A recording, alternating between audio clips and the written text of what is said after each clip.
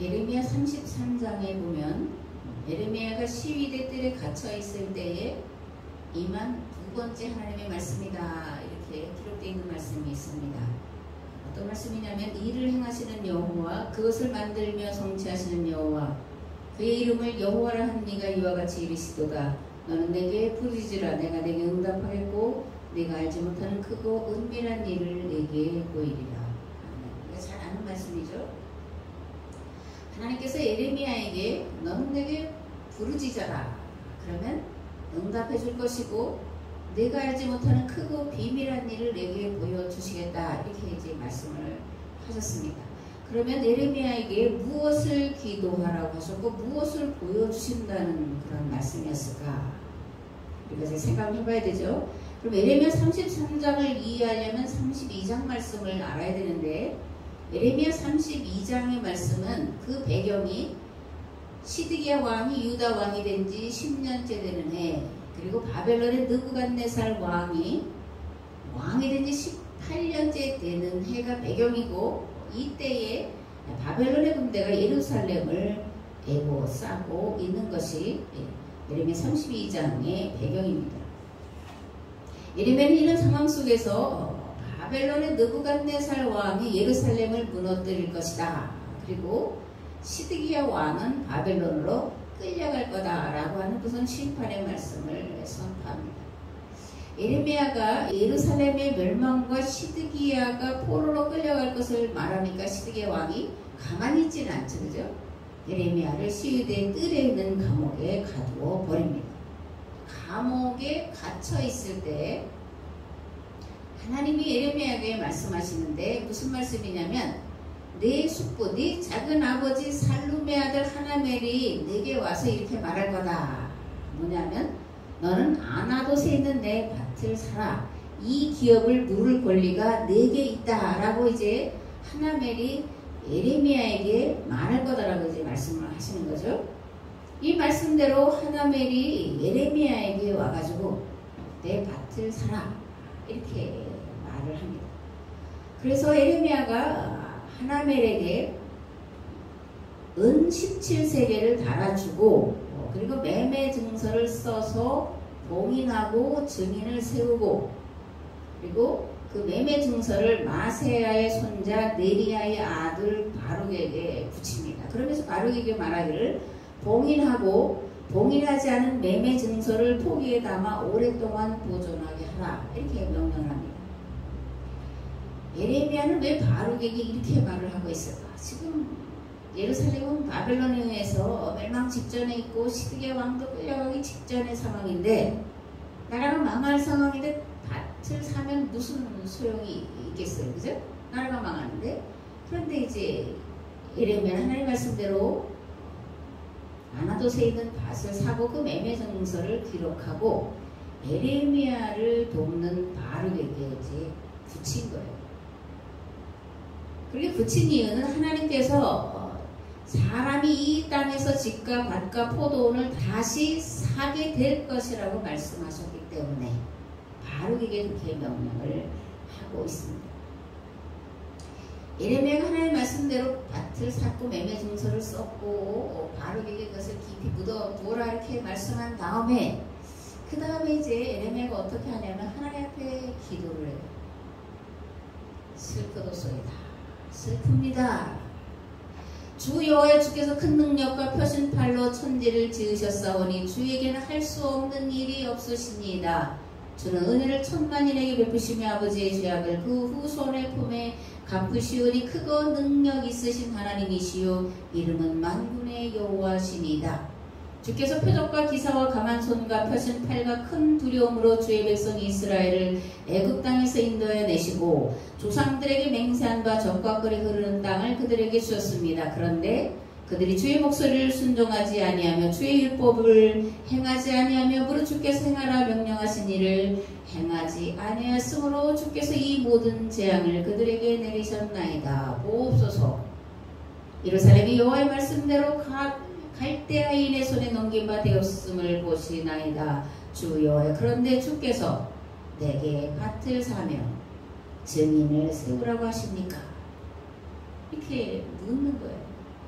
그래서 하나님께서 에레미야에게 이렇게 말씀하십니다. 나는 여호와요 모든 육체의 하나님이라 내게 할 수 없는 일이 있겠느냐.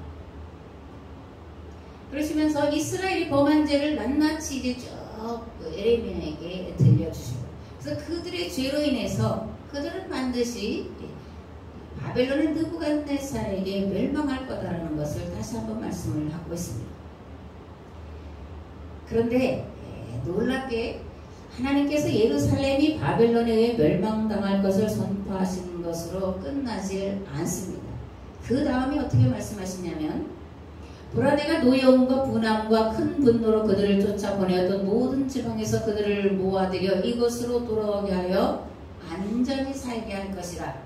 내가 기쁨으로 그들에게 복을 주되 분명히 나의 마음과 정성을 다하여 그들을 이 땅에 심으리라. 내가 이 백성에게 이 큰 재앙을 내린 것 같이 허락한 모든 복을 그들에게 내리라. 내가 그들을 보러 해서 돌아오게 할 거다. 이렇게 이제 말씀을 하십니다. 예언자들의 예언을 보면 하나님은 반전의 명수다. 예전에 저 어렸을 때 이제 군산상고가 역전의 명수다. 뭐 이렇게 별명이 붙었었는데, 그게 말에 이제 뒤집는 일들을 몇 번 하니까 그런 별명이 붙었는데, 예레미야를 보면 하나님은 반전의 명수. 그래서 이제 예언서의 특징 중 하나가 심판과 멸망을 선포하는데 그것으로 끝나지 않고 반드시 회복을 선포한다는 거예요. 그래서 이제 하나님은 반전의 명수다. 이렇게 이제 저 이름을 붙여봤습니다. 그렇다면 예레미야 33장에서 부르짖어라 응답하겠다라고 말씀하신 것은 무엇을 부르짖으라 하신 것이고, 하나님께서 어떻게 응답하시겠다는 것인가, 우리 이런 걸 생각을 해봐야 되죠. 지난주에 하나님의 법은 어떤 법이라고 말씀을 드렸나요? 행한 대로 갚아주시는 것이 하나님의 법이에요. 선을 행한 것이 없는데 선한 열매를 거둘 수가 없고, 악한 것을 뿌렸는데 선한 것을 거두게 하실 수 없는 것이 하나님의 법입니다. 종드득두, 그죠? 콩 심는데 콩 나고 팥 심는데 팥이 나지, 콩 심었는데 팥이 나게 하는 건 하나님의 법이 아니라는 거예요. 그러나 우상들은 콩을 심어놓고 팥을 거두려고 한다는 것을 우리가 또한 알아야 됩니다. 질문을 할 텐데 좀 뜬금없을 것 같지만 이런 질문입니다. 구원은 믿음으로 받나 아니면 행함으로 받나? 사실 이게 교회사 속에서 500년 단위로 왔다 갔다 하는 그런 주제이기도 한데, 구원은 믿음으로 받을까 아니면 행함으로 받을까? 오늘 우리가 알고 있는 구속사 신학에서는 구원은 행함이 아니라 믿음으로 받는다, 이렇게 알고 있고 그렇게 가르치고 있습니다. 그럼 성경은 과연 행함이 아니라 믿음으로 구원을 받는다라고 말하냐? 아니에요. 절대적으로 아닙니다. 성경은 행함과 믿음을 나누지를 않습니다. 야고보는 이렇게 말합니다. 이 야고보는 누구냐면 예수님의 동생인 야고보예요. 육신으로. 내 형제들아, 만일 사람이 믿음이 있느라 하고 행함이 없으면 무슨 유익이 있으리요? 그 믿음이 능히 자기를 구원하겠느냐? 만일 형제나 자매가 헐벗고 일용할 양식이 없는데 너희 중에 누구든지 그에게 평안히 가라, 덥게 하라, 배부르게 하라 하며 그 몸에 쓸 것을 주지 아니하면 무슨 유익이 있으리요? 이와 같이 행함이 없는 믿음은 그 자체가 죽은 것이라. 영혼 없는 몸이 죽은 것 같이 행함이 없는 믿음은 죽은 것이니라. 믿음이 그의 행함과 함께 일하고 행함으로 믿음이 온전케 된다라고 야고보서는 선포를 하고 있습니다. 믿음이 없는데 행함이 있을 수가 없고, 행함이 없는데 믿음이 온전할 수가 없는 거예요. 행함과 믿음은 한 가지로 같이 간다는 겁니다. 그래서 구원을 믿음으로 받냐 행함으로 받냐, 이거는 질문 자체가 문제도 있고 잘못됐다. 믿음과 행함은 한 쌍이고 한 몸이다. 이렇게 우리가 생각해야 됩니다. 시위대 뜰에 갇혀있는 예레미야에게 하나님은 이스라엘의 회복을 위해 부르짖어 기도하라, 그렇게 말씀하시는 거예요. 지금 비록 바벨론에 의해 예루살렘이 멸망당하지만 다시 이스라엘이 회복되리라는 기대를 할 수 없는 지경에 이르렀지만 그렇지만 그죠? 예루살렘이 바벨론의 멸망을 당하는 것은 기정사실이고 다시 이스라엘이 회복되리라는 기대를 할 수 없지만 그렇지만 그죠? 그렇지만 내가 예루살렘 회복을 위해 기도하면 내가 회복시켜 주시겠다는 거예요. 그럼 어떻게 이러한 일이 가능할까? 어떻게 예레미야 한 사람의 기도로 예루살렘이 다시 일어날 그런 아무런 가능성이 없는데 다시 회복이 될 수 있을까? 하나님이 일하시는 방법을 알아야 이것을 이해할 수가 있는데 하나님은 한 사람을 통해서 일하시는 분이라는 거예요. 하나님의 마음에 합한 사람, 그 한 사람을 통해 하나님의 마음에 합한 그 한 사람의 기도를 통해 다시금 모두가 살 길을 찾도록 인도해 주시는 분이시라는 거예요. 한 가지 우리가 알아야 될 것이 있습니다. 그저 기도만 한다고 되는 것이 아니라는 거예요. 이건 제가 반복하는 겁니다. 기도해서 응답해서 하나님 말씀하시면 보여주시면 하겠다. 이거는 우상종교가 하는 거예요. 기도만 하면 된다는 것이 아니라 할 수 있는 모든 방법을 동원해야 하는 거예요. 예레미야를 보면 이스라엘 백성들의 그 멸망하는 것을 보면서 어떻게 하면 이스라엘을 돌이킬 수 있을까? 다양한 방법을 동원하고 있는 것을 보게 되는데 예레미야가 벌거벗은 몸으로 예루살렘 거리를 3년을 넘게 돌아다닙니다. 이제 포로로 끌려갈 때에 다 먹고 쇠사슬에 묶여서 끌려가는 건데 그것을 이제 그 몸으로 보여주는 거예요. 대낮에 멍에를 메고 예루살렘 거리를 돌아다니고 토기장의 집에 가가지고 토기를 깨트리는 그런 이제 퍼포먼스라고 그러죠. 그런 행위를 마다하지 않습니다. 밤낮으로 눈물을 흘리며 이스라엘 백성으로 하여금 하나님께로 돌아오라고 호소합니다. 할 수 있는 모든 방법을 동원해서 예레미야가 했지만 그럼에도 이스라엘은 돌이키지 않을 것을 알고 있고 돌이키지 않았죠. 그래서 마침내 이제 멸망을 당하는데 그럼에도 포기할 수 없는 마음, 견딜 수 없는 마음, 그 마음으로 탄식하며 울부짖으며 50년의 그런 예언자의 삶을 살고 마치는 것을 우리가 볼 수가 있습니다. 그리고 비록 망한 다음일지라도 다시금 이스라엘 땅, 곧 약속의 땅이고 조상들의 땅으로 돌아올 수 있는 것을 그들에게 제시를 하고 있어요. 반전의 명수라고 제가 하나님을 말씀을 드렸는데 그 반전은 그냥 되는 것이 아니라 하나님의 마음에 합한 사람의 기도를 통해서 이루시는 거다라고 말씀을 드렸는데 한 사람, 하나님의 마음에 합한 한 사람이 기도하고 그런데 기도만 할 뿐이 아니라 회복할 수 있는 그런 길을, 그런 방법을, 대안을 제시하게 하신다라는 거예요. 근데 이게 이제 어렵고 힘들고 무슨 하나님의 특별한 어떤 능력으로 특별한 어떤 계시로 되는 게 아니라 신명기에 있는데 가장 평범하면서 이스라엘 백성들이 늘상 하던 그런 일을 통해서 하나님께서 반전을 이루신다는 거예요. 신명기 6장에 보면 보통 우리가 쉐마 이렇게 하는 말씀이 있습니다. 쉐마 이스라엘아 들으라 들으라 이스라엘아. 우리 하나님 여호와는 오직 유일한 여호와시니 너는 마음을 다하고 뜻을 다하고 힘을 다하여 네 하나님 여호와를 사랑하라. 오늘 내가 네게 명하는 이 말씀을 너는 마음에 새기고 네 자녀에게 부지런히 가르치며 집에 앉았을 때에든지 길을 갈 때에든지 누웠을 때에든지 일어날 때에든지 이 말씀을 강론할 것이며 너는 또 그것을 네 손목에 매어 기호를 삼으며 네 미간에 붙여 표로 삼고 또 네 집 문설주와 바깥문에 기록할지니라. 이스라엘이 바벨론에 망하고 포로로 끌려가서 70여 년을 노예 생활을 다시 경험하는데 그때에 가서야 비로소 신명기에서 모세가 무엇을 말했는지 그리고 예레미야가 무엇을 선포했는지를 부지런히 이제 배우게 되고 율법을 재발견하게 되고 그리고 예언자들이 선포한 말씀을 다시 다시 한번 그들이 상기하면서 하나님께로 돌아가야 되겠다. 율법으로 돌아가야 되겠다. 율법을 자녀들에게 가르쳐야 되겠다. 그 가르치는 말씀대로 살게 해야 되겠다. 라는 그런 결심을 가지고 70년을 이렇게 삶을 살아갑니다.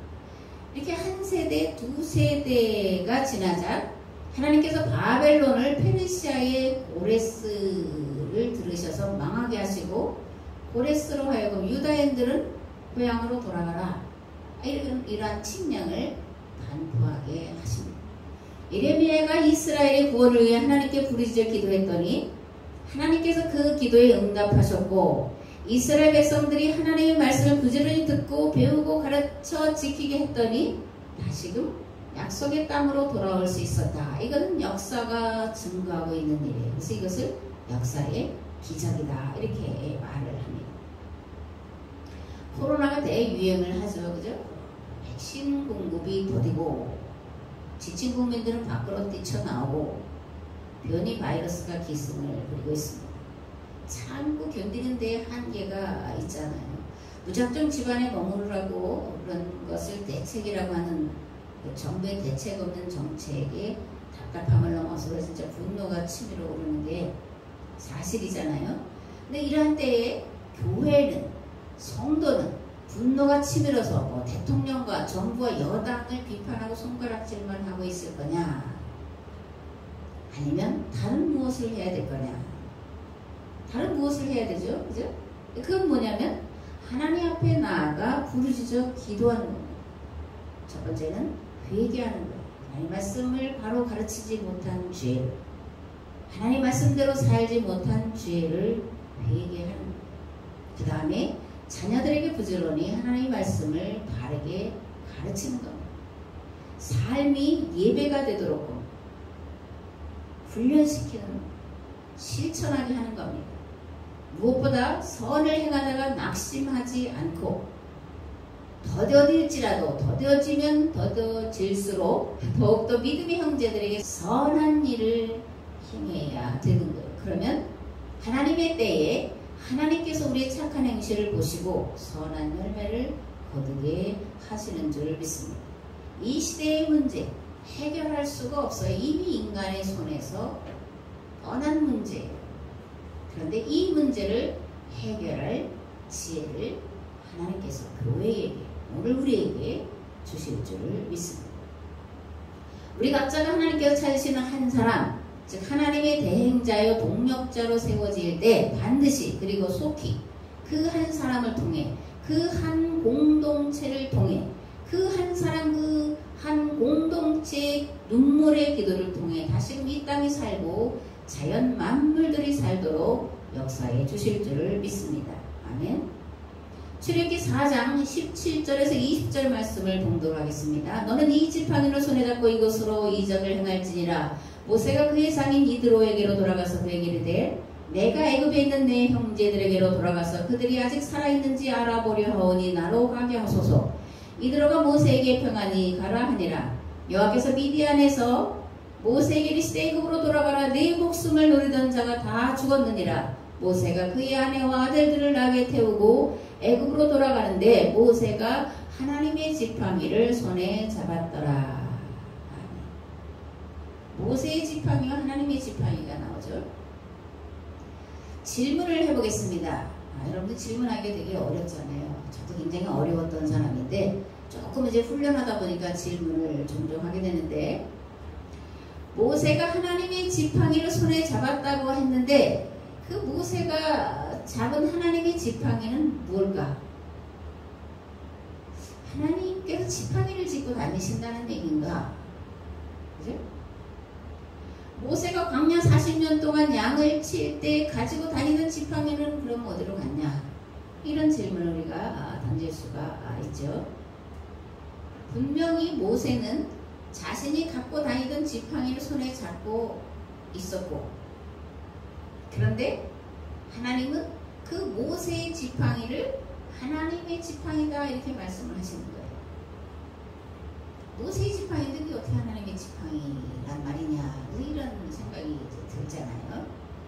이 말씀은 이제부터 내가 사용하던 그 지팡이를 이제부터 내가 너를 통해 나의 일을 하게 하겠다 라는 뜻이에요. 앞에도 말씀드린 것처럼 하나님은 하나님의 마음과 일치된 자를 통해서 일하시는 분이에요. 하나님은 하나님의 방법과 일치된 자를 통해서 일하시는 분이에요. 하나님은 통해서 하시는 분이다. 하나님의 마음과 뜻, 하나님의 방법과 일치된 사람을 통해서 일하시는데 그 사람이 평상시에 가지고 생활하던 그것을 하나님이 사용하셔서 하나님의 일을 하게 하신다는 거예요. 이게 모세가 40년 동안 들었던 지팡이를 하나님의 지팡이다 라고 말씀하시는 의미 가운데 들어있습니다. 내가 이제부터 네가 쓰던 그 도구를 나의 도구가 되게 하겠다. 네가 가진 것을 통해 이 시대의 흐름을 바꾸겠다. 이런 말씀입니다. 대단한 말씀이잖아요. 그죠? 그러니까 여러분들은 여러분들의 손에 뭐가 들려져 있느냐를 항상 생각을 해야 돼요. 여러분들의 생각 속에 무슨 생각이 있는지를 늘 점검해 봐야 돼요. 여러분들이 기도하는 그 기도의 내용이 뭔지를 점검해 봐야 돼요. 하나님은 내 손에 들려진 내 입의 말, 내 머리의 계획을 통해서 일하시는 분이시기 때문에 그렇습니다. 하나님의 도구는 그러므로 먼 데 있는 게 아니에요. 내가 지금 가지고 있는, 내가 지금 생각하는, 내가 지금 일하고 있는 그 일터, 그것을 통해서 하나님께서 하나님의 일을 하도록 하신다는 것을 우리가 늘 기억을 해야 될 줄 믿습니다. 아멘. 한 가지 더, 하나님의 말씀이 누구누구에게 임했다 이런 표현이 특별히 이제 예언서에 많이 기록이 되어 있는데, 이건 전에도 말씀드렸지만 하나님의 말씀이 누구누구에게 임했다 그럴 때 이것이 명시적으로 그렇게 직접 말씀하셨다라는 의미가 거의는 아니에요. 명시적으로 말씀하실 때가 없다라는 얘기는 아닙니다. 그러나 그건 극히 적다라는 거예요. 대부분은 하나님께서 비명시적으로 말씀을 해주시는데, 그게 뭐냐면 내가 평상시에 고민하고 갈등하고 씨름하던 것과 직접 연관되는 그런 말씀이라는 거예요. 즉 하나님은 내가 이 시대의 문제를 가지고 하나님 앞에서 기도하며 문제를 해결할 하나님의 지혜와 방법을 끊임없이 찾고 있던 그것을 이제 내가 나의 이름으로 전하게 하겠다 이렇게 말씀하십니다. 네가 찾던 그 방법을 내가 실행하도록 하겠다라는 말씀입니다. 네 말이 곧 내 말이 되게 하겠다. 그래서 하나님의 말씀이 누구누구에게 임했다, 하나님이 말씀하셨다, 하나님이 말씀하신다 이렇게 예언자들이 선포를 하고 있습니다. 오늘 우리는 하나님 앞에서 내가 하는 말이 하나님의 말이 되게 해야 될 그런 책임이 있습니다. 내가 행하는 그 행동이 하나님의 일하심이 되게 해야 될 책임이 있습니다. 나에게 주어진 삶의 자리에서 최선을 다하는 것, 내가 복된 말을 하고 위로하는 말을 하고 권면하는 말을 하고 소망의 말을 하고 때때로 하나님께로 돌아오라고 깨우치는 말을 하는 그것을 들으셔서 하나님께서 그것을 쓰셔서 하나님의 뜻이 하늘에서 같이 이 땅에 이루어지도록 하신다라는 것을 늘 기억하시기를 바랍니다. 모세가 40년 동안 미디안 광야에서 이드로의 양을 치면서 가지고 다니던 지팡이를 손에 잡고 애굽의 바로에게로 갑니다. 근데 이건 하나님이 가라, 그래서 하나님의 말씀에 순종해서 가고 있는 게 아니라는 거예요. 하나님 우리가 기계적으로 그렇게 순종하는 것을 원하지 않습니다. 순종을 넘어서 복종해야 된다고 이렇게도 말하는데, 물론 순종해야 되고 복종해야 되지만 그거는 기계적인 게 아니라는 거예요. 내 생각이 없는데, 내 뜻이 없는데 억지로 맞을 못해서 하는 게 아니라는 거예요. 하나님이 하라고 하신 그것이 내가 품었던 생각, 내가 기도했던 기도의 내용, 내가 이루고자 하는 그런 목표이기 때문에 기꺼이 위험이든 그런 것을 감수하고 가는 겁니다. 40년 양을 치던 지팡이를 손에 잡고 애굽으로 바로에게로 가는 것은 그가 80년 동안 애굽의 고센 땅에서 고생하는 자들, 고센 땅에서 고센이라는 게 땅 지명이에요. 고센 땅에서 고생하는 자들을 구원해내고자 하는 간절한 열망이 모세의 마음속에 가득 차 있었기 때문에 가고 있는 거라는 얘기입니다. 하나님은 평상시 우리의 생각과 행동을 달아보시는 분이에요.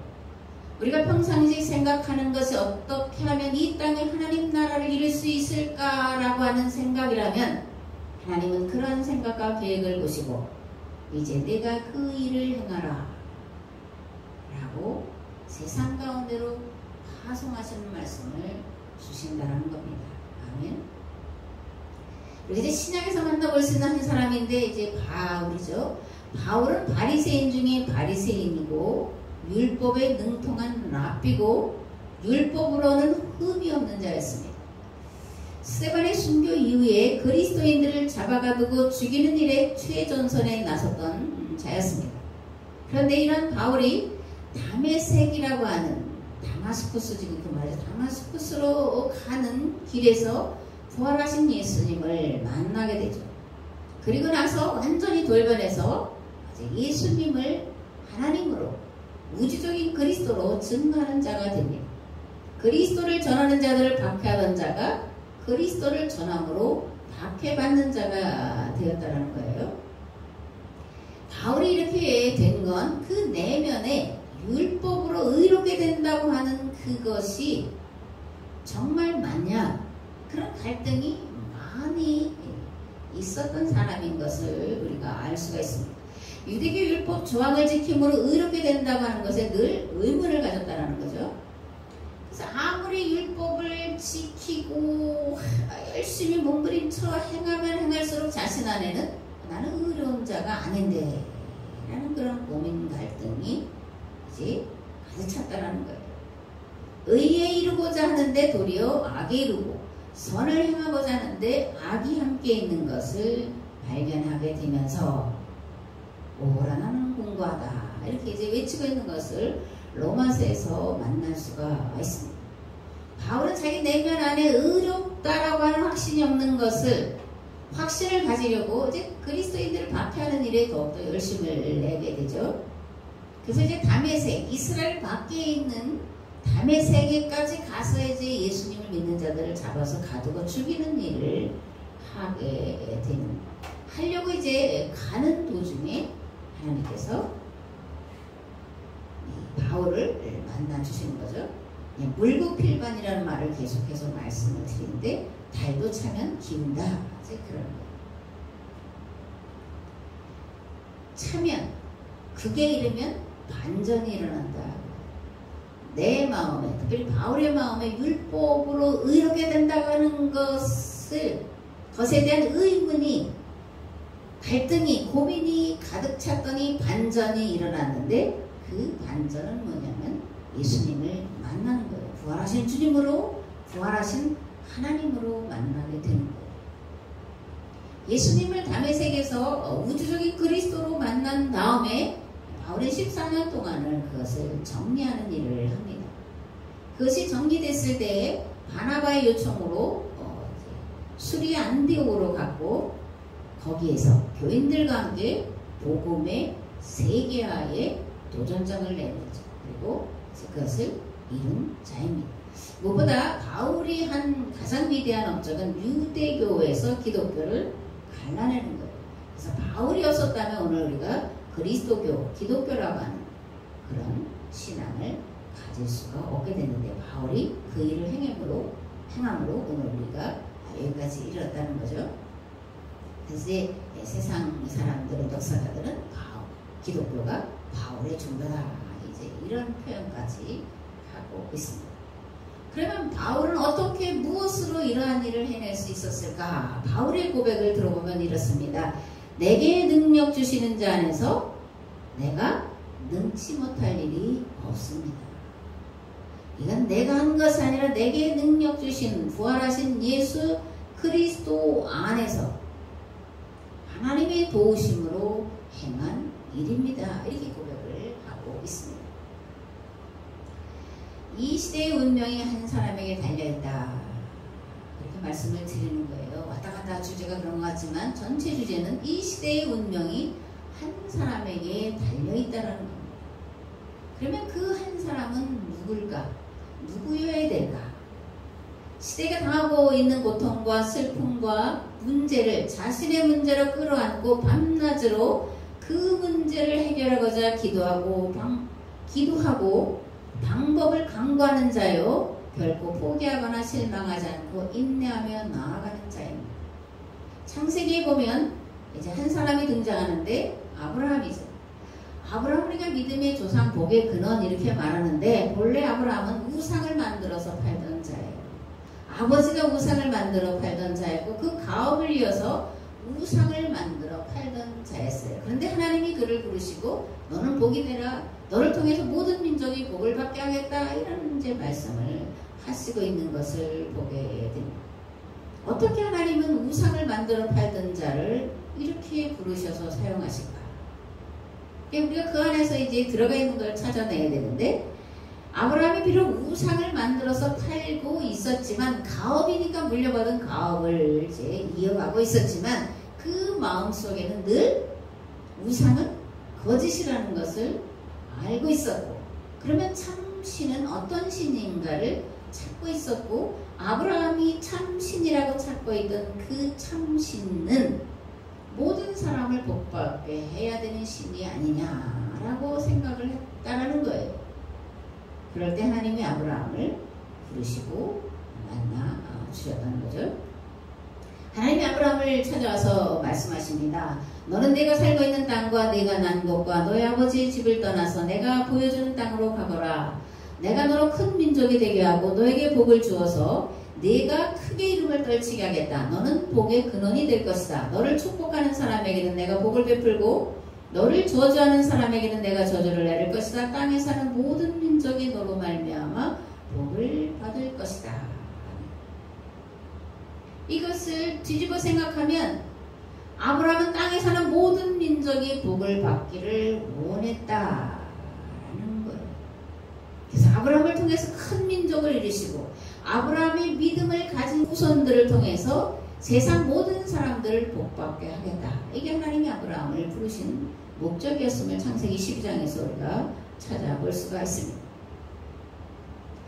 그 다음에 하나님이 찾으신 또 한 사람은 출애굽에 나오는 모세죠, 그죠?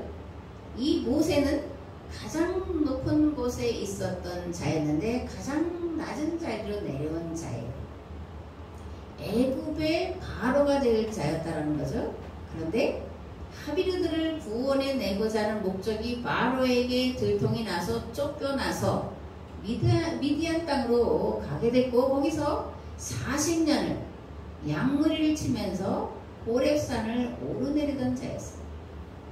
자신이 이전에 가졌던 바로가 될 거라고 하는 그런 것들, 애굽에서 누렸던 모든 명화, 부귀, 모든 것을 다 포기하고, 그죠? 포기할 수밖에 없었고 포기하고 이대로의 양무리를 하루 이틀이 아니라 40년을 치면서 항상 양들을 보호하기 위해서 지팡이를 짚고 살았던 모세입니다. 모세는 아브라함이 가졌던 믿음을 가진 자고 아브라함이 행했던 그런 행함을 행하던 자였어요. 하나님은 모세를 부르셔서 430년 동안 종살이하던 하비르들을 이끌어내게 하시고 그리고 40년 동안 양을 치던 호렙산으로 그들을 데리고 가서 하나님과 계약을 맺게 합니다. 양 치던 곳에 불과했던 호렙산이 하나님의 산이 되게 한 자가 모세.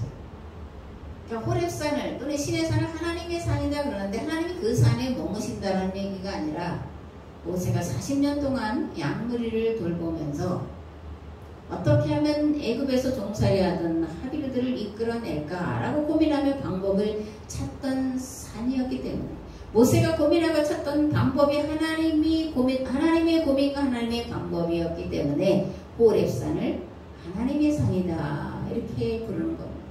모세가 들었던 지팡이를 하나님의 지팡이라고 부르는 것과 같은 거예요. 양치 없는 곳에 불과했던 호렙산이 하나님의 산이 되게 했습니다. 애굽에서 종살이하다 하비르들로 하여금 호렙산에서 맺은 계약법으로 가나안 땅을 구원하고 하나님 나라 모델을 세우도록 했습니다. 그리고 하나님 그들과 그 땅을 통해 온 세상을 구원하도록 계획하셨고 실천하도록 역사하셨습니다. 비록 이스라엘이 왕정기에 이르러서 계약법과 다른 바알의 길로 감으로 아시리아와 바벨론에 멸망당했지만 하나님은 결코 포기하지 않으시고 오래 참으신 뒤에 그 땅, 그 백성 가운데로 친히 오셔서 새로운 계약을 체결하셨습니다. 그리고 한 사람 바울을 통해 복음이 전 세계로 향하도록 인도하셨음을 우리가 신약에서 바울을 통해서 만나볼 수가 있습니다. 하나님은 사람을 통해서 일하시는 분이다. 거듭해서 말씀을 드립니다. 하나님은 지금도 아브라함과 같고 모세와 같고 바울과 같고 예레미야와 같은 한 사람을 부르셔서 그의 뜻을 이루시도록 역사하시는 분이신 줄을 믿습니다.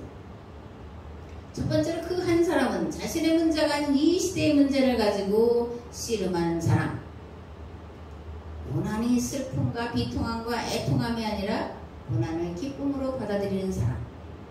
그 고난을 통해서 하나님께로 나아가고 하나님께로 나아가서 기도하고 그 기도가 응답되어져서 그 기도가 응답되어진 것을 통해 하나님을 체험하게 되고 그리고 하나님 체험을 통해서 성경을 바르게 다시금 해석해서 선포하는 그 한 사람. 하나님은 그 한 사람을 통해서 이 시대의 문제를 해결하도록 역사하고 계심을 믿으시길 바랍니다. 두 번째로 하나님은 한 사람을 통해서 일을 하시는데 단지 그 한 사람으로만 끝나는 게 아니라 그에게 동력자를 붙여주신다는 거예요. 모세에게 충실한 동력자가 있었죠. 누구냐면 여호수아입니다. 여호수아는 항상 모세의 수종자로 드러나고 있어요. 수종자라는 건 비서일 수도 있지만 가장 낮은 종이 하는 게 뭐냐면 그 주인의 발에다가 물을 붓는 거예요. 그리고 이제 수고를 갖다 데려가고 있는 그런 것이 이제 가장 천한 종이 하는 일인데 모세의 수종자로서 여호수아가 등장합니다. 근데 여호수아는 그냥 한낱 그런 뭐 하잘것없는 보잘것없는 그런 위치에 있던 자가 아니라 이스라엘 12지파 중에 가장 강력한 지파 에브라임의 지도자였어요. 한 지파의 지도자 12지파 중에 가장 많은 수를 차지한 에브라임 지파의 지도자인 여호수아가 모세의 수종자로 계속해서 출애굽기, 민수기, 신명기에 기록되어 있다는 거예요. 하나님은 항상 낮은 자리에서 다른 사람을 섬기는 그를 통해서 한 사람 부르신 그 사람의 일에 동력하도록 부르시는 것을 볼 수가 있습니다. 누구나 다 모세가 될 수가 없어요. 누구나 다 하나님을 직접 경험하고 뭐 할 수 있지 않습니다. 누구나 다 뭐 이렇게 성경을 새롭게 해석하고 새로운 사상을 만들어 세상에 선포하고 그렇게 할 수는 없어요. 또 그렇게 모든 사람이 돼야 될 필요도 없고 돼서도 안 돼요. 하나님은 협력하는 자를 통해서 서를 이루게 하시는 분이시기 때문에 그렇습니다.